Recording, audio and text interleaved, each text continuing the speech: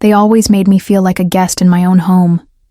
Not outright, not with words, but in the silences that stretched too long at dinner tables, in the sideways glances exchanged when they thought I wasn't looking, in the way conversations would shift when I entered rooms. There was something about the quality of their attention, how it never quite settled on me fully, as if I were slightly out of focus in the family portrait of their minds. My mother would hesitate for just a heartbeat, too long before introducing me to her friends. "This is Sarah." The pause wasn't dramatic, but it was there, consistent as breathing. My father had a way of telling family stories that somehow never included me, even when I'd been present for the moments he described. I became a footnote in my own childhood, optional in the retelling. The morning of my 22nd birthday, I found myself standing in our kitchen, watching my mother arrange flowers she'd bought for herself. Not for me. The realization hit with such quiet devastation that I almost laughed. Almost. "Happy birthday, honey," she said without looking up, her fingers working methodically through the stems. I thanked her and made coffee in the silence that followed, the same silence that had filled so many of our mornings together. But that day, something had shifted. Maybe it was turning 22. Maybe it was the accumulation of 1,000 small dismissals. But I found myself studying her face as she worked, searching for something I couldn't name. 3 weeks later, everything unraveled. Grandfather's funeral was held on a Tuesday in October, the kind of gray day that makes everyone look older and more tired than they are. I'd loved him fiercely. He was the only one who ever seemed to see me clearly, who remembered my stories and asked follow-up questions, who included me without that telltale hesitation. The reading of his will took place in a sterile conference room that smelled of lemon polish and old coffee. I sat between my parents, wearing the black dress my mother had helped me choose the night before. For once, I felt included in something important, something that mattered. Then my name was read. Uncle Richard's laugh cut through the room like glass breaking. "She's adopted," he said, his voice carrying that particular brand of cruelty that people mistake for practicality. "That clause doesn't apply to her." The words hung in the air, heavy and impossible. My aunts studied their hands with sudden fascination. My mother's face went perfectly blank, the kind of blank that takes effort to maintain. My father cleared his throat but said nothing. I turned to look at my mother, searching her face for denial, for confusion, for anything that would make sense of what I'd just heard. Instead, I found guilt. Raw, undeniable guilt that she tried to hide behind a weak smile. "Mom?" The word came out smaller than I intended. She didn't answer. She couldn't even meet my eyes. I laughed then, because sometimes your brain does that. When reality fractures, it reaches for the most inappropriate response possible. A dry, confused laugh that made everyone in the room shift uncomfortably in their chairs. "Since when?" I asked, still half laughing, still waiting for someone to explain the joke I wasn't getting. The silence stretched until it became an answer, all its own. Before we continue, drop a comment.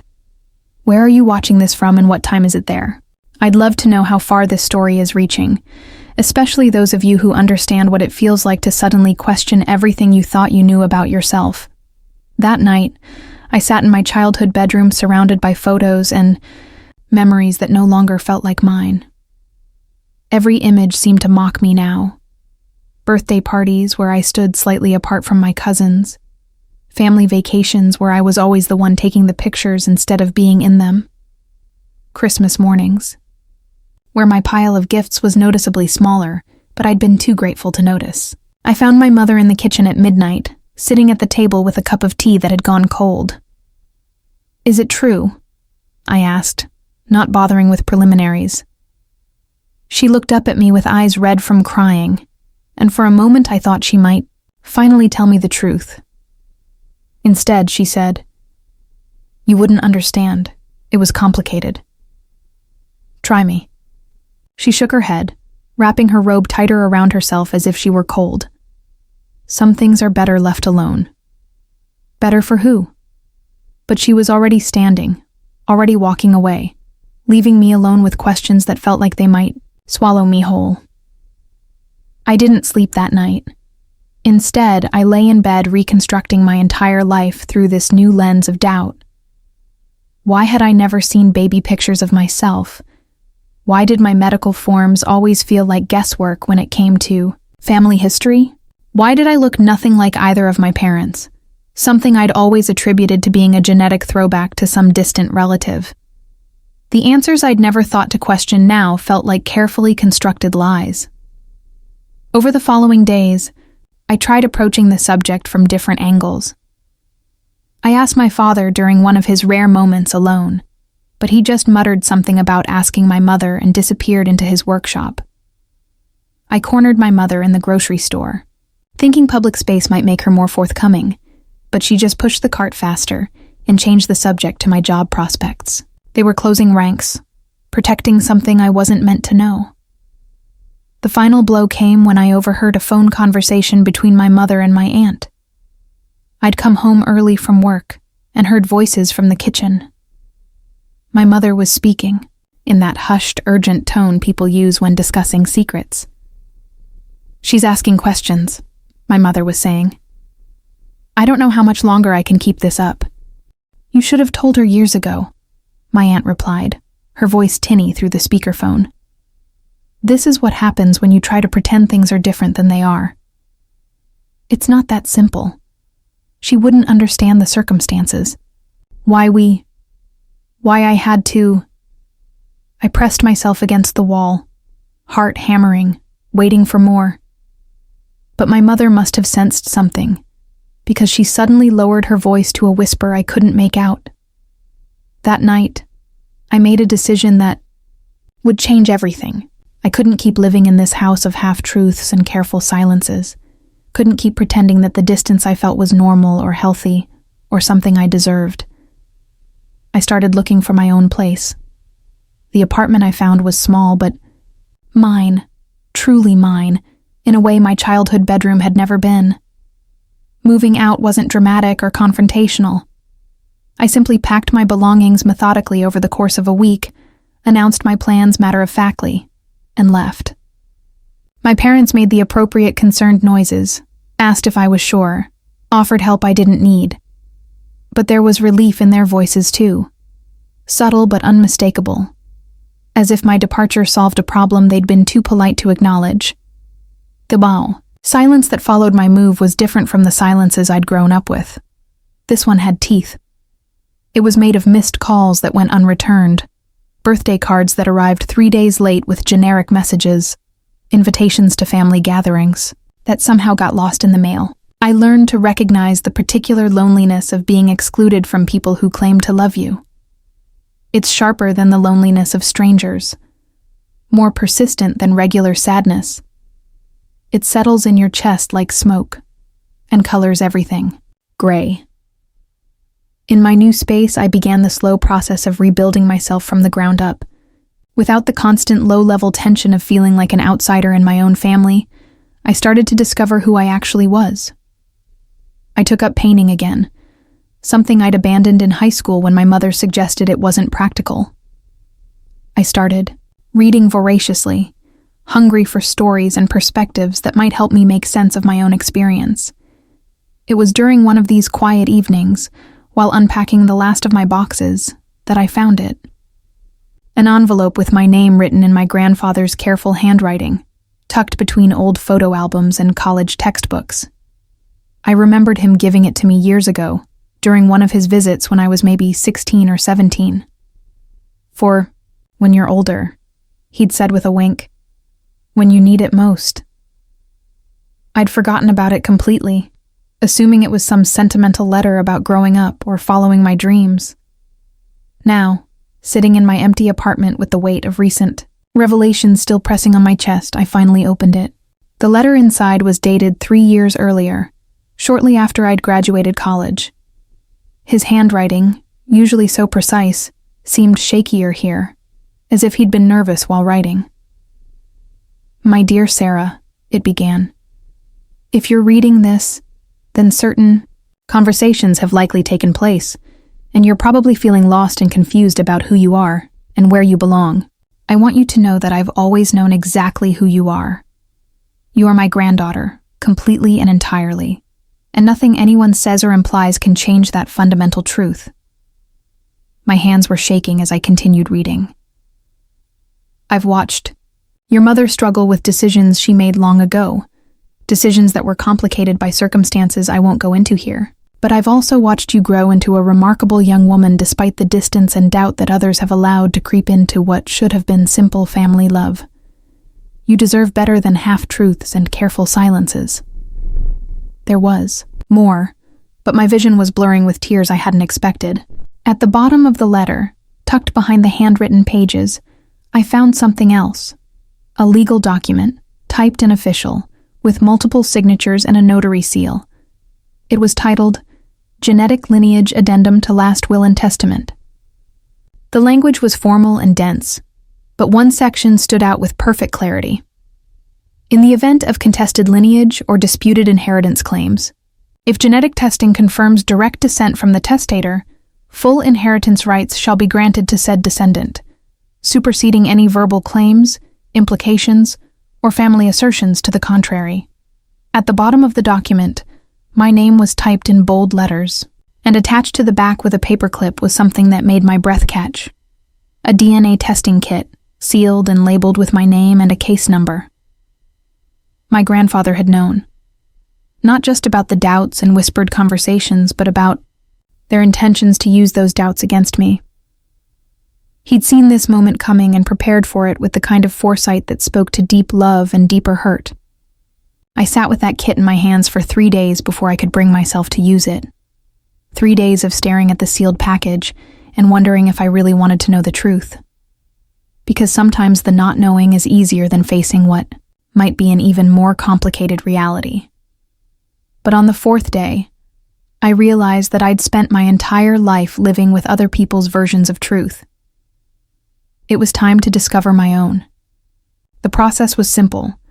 A cheek swab, a sealed envelope, a trip to the post office.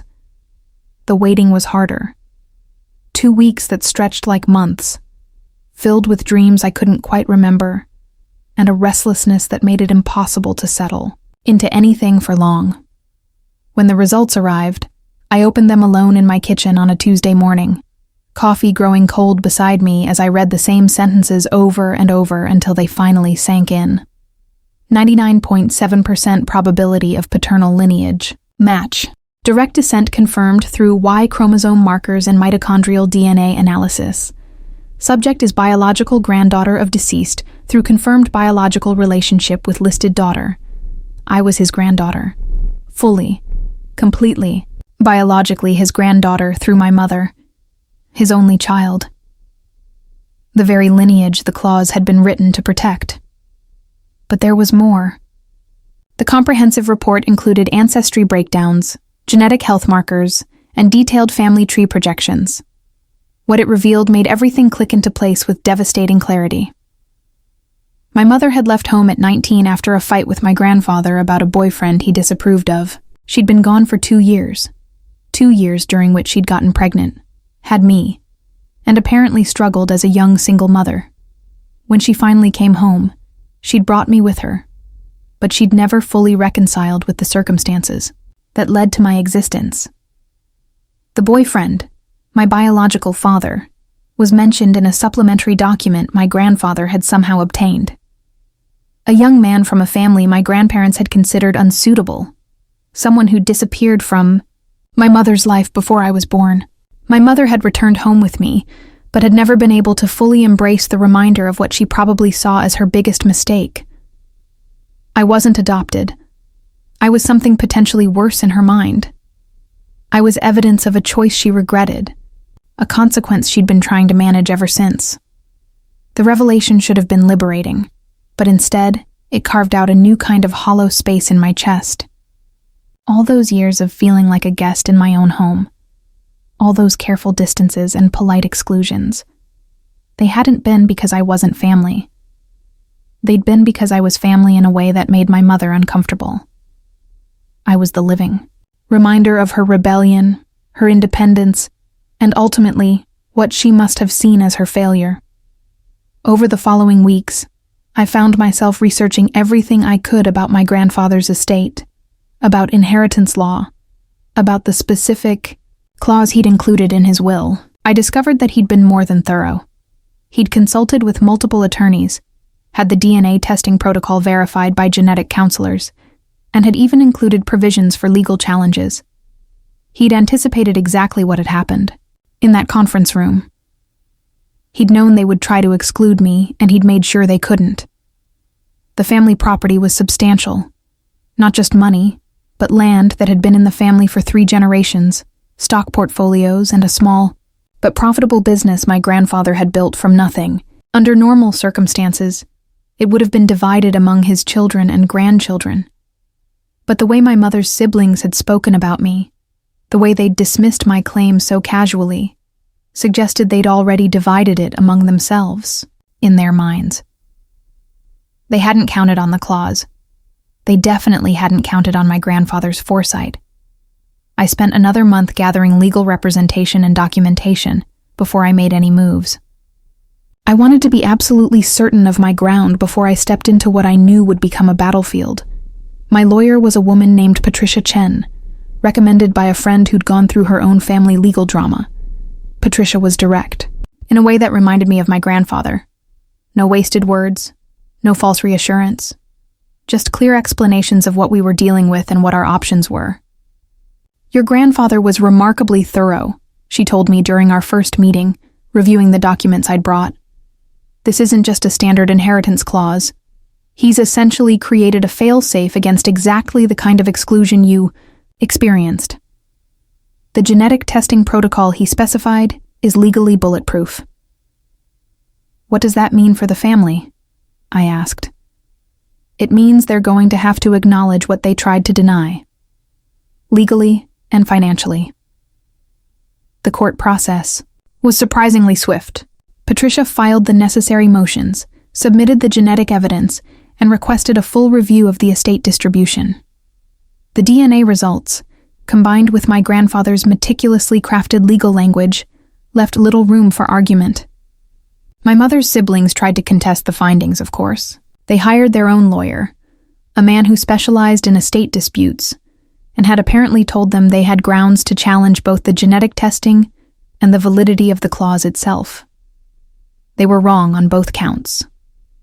The hearing was scheduled for a Wednesday in March, almost 6 months after that devastating day in the conference room. I dressed carefully that morning, choosing clothes that made me feel strong rather than trying to look like someone I wasn't. Patricia had warned me that my family would likely all be there, that it might be uncomfortable. I hadn't spoken to any of them since moving out. They'd made a few attempts to contact me in the early weeks, calls I didn't return, messages I left unread. Eventually, they'd stopped trying. The silence had become mutual. Walking into that courtroom and seeing them all seated together on the opposite side felt like looking at strangers. My mother kept her eyes down, but I could see the tension in her shoulders, the way she held herself like someone braced for impact. My father sat beside her, looking older and more tired than I remembered. My aunts and uncles were arranged around, them like a protective barrier, as if I were the threat they needed to guard against. Maybe I was. The proceedings were formal and brief.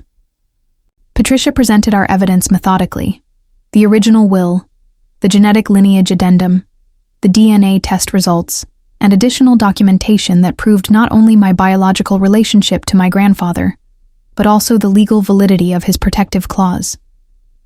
The opposing lawyer made his arguments about the unusual nature of the clause, about the precedent it might set, about the family's understanding of the inheritance distribution. But even I could see he was grasping at legal straws. The judge's ruling was decisive and unambiguous. The genetic evidence confirmed my status as my grandfather's biological granddaughter through his daughter. The clause he'd included was legally sound and had been properly executed. The previous distribution of the estate was invalid, and a New distribution would be calculated according to the original terms of the will, with me included as a full beneficiary. I owned 1/4 of everything my grandfather had left behind. The silence in the courtroom after the ruling was deafening. I could feel my family's shock and anger radiating from their side of the room. But I kept my eyes forward, focused, on Patricia as she gathered our papers. Outside the courthouse, my mother finally approached me.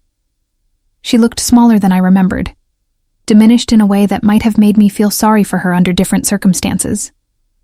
"Sarah," she said, my name heavy with regret, and something that might have been fear.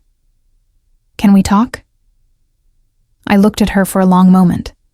This woman who had spent my entire life making me feel like an inconvenience, an oversight, a complication. To be managed rather than a daughter to be loved. "About what?" I asked. About how we got here. About why things happened the way they did. 23 years too late for that conversation, don't you think? She flinched as if I'd slapped her. I know I made mistakes. I know I wasn't. I wasn't the mother you deserved. But I was young and scared, and I didn't know how to handle everything that happened. Everything that happened, I repeated. You mean me? You didn't know how to handle me. Tears started down her cheeks, but I felt strangely detached from them. For so many years, my mother's tears would have sent me rushing to comfort her, to apologize for whatever I'd done to upset her. Now they just looked like tears. "I loved you," she said quietly. "I do love you. I didn't know how to show it properly." "Love isn't something you show," I told her. "It's something you live. And you spent my entire life living like I was a burden." I turned to walk away, but she caught my arm. "Please," she said, "don't let this destroy what's left of our family." I looked back at her, at my father hovering uncertainly behind her, at my aunts and uncles watching our exchange with expressions ranging from anger to resignation. "You destroyed it first," I said gently. "I'm just refusing to pretend otherwise anymore." The legal paperwork took several more weeks to finalize, but the outcome was clear. I inherited my grandfather's house. The big white Victorian where I'd spent countless childhood afternoons listening to his stories. I inherited 1/4 of the family business, enough stock to make me financially independent, and half of the undeveloped land that bordered the old property. More than that, I inherited vindication. Proof that I belonged, that I had always belonged, that their doubts and dismissals had been based on nothing more substantial than their own discomfort with complicated truths. I didn't move into my grandfather's house right away. It felt too big, too full of memories that were both precious and painful. Instead, I used some of my inheritance to buy a smaller place nearby, close enough to visit the family property when I wanted to feel connected to him, far enough away to maintain the independence I'd fought so hard to establish. The family business was harder to navigate. My inheritance included a seat on the board of directors, which meant regular meetings with the same relatives who had tried to write me out of existence. The first few meetings were tense, filled with careful politeness and barely concealed resentment. But business is business, and my grandfather had built something solid enough to survive family drama. Gradually, a new dynamic emerged. Not warmth exactly, but acknowledgement. Professional courtesy. The recognition of my right to be there, even if that recognition came grudgingly. My relationship with my parents never recovered. Not really. We exchanged holiday cards and made polite conversation when we couldn't avoid each other at family business meetings. But the easy intimacy of a parent-child relationship was gone. Maybe it had never really existed in the first place. I grieved that loss. But I also recognized that what I was grieving might have been more fantasy than reality. The mother who had made me feel like a guest in my own home wasn't someone I could simply forgive and forget, any more than she seemed able to fully accept the daughter she'd spent decades keeping at arm's length. Some wounds cut too deep for healing. Sometimes the best you can do is learn to live with the scars. But there were unexpected gifts in the aftermath of everything that happened. The cousin who reached out to apologize for staying silent during the will reading. The aunt who sent me photos she'd kept of me and my grandfather together. Photos I'd never seen before. Small gestures that acknowledged what had been lost and what might still be salvaged. And there was the profound satisfaction of walking into family gatherings now as someone who belonged there by right, not by sufferance. The hesitation was gone from introductions. My name was included in family stories, my opinions solicited. On business decisions, my presence assumed rather than questioned. It shouldn't have taken a legal battle and genetic evidence to establish my place in my own family, but sometimes the truth requires more than just existing. Sometimes it requires proof. 6 months after the court ruling, I received an envelope in the mail with no return address. Inside was a single photograph, me as a baby, maybe 6 months old, being held by my grandfather in the garden of his house. On the back, in his handwriting, were the words, "My granddaughter Sarah, age 6 months, already showing signs of the family stubbornness." I don't know who sent it, or how they came to have it. But I had it framed and hung it in my hallway where I see it every day, a reminder of love that existed before complications, before doubts, before the fear and shame that nearly erased me from my own story. They tried to delete my name from the family tree, but they couldn't delete me from my grandfather's heart. And in the end, that's what mattered most. Not the money, or the property, or even the vindication, but the knowledge that someone had seen me clearly, had loved me completely, and had made sure that love would outlast his own life. Blood is thicker than water, they say. But legacy, real legacy, is thicker than both.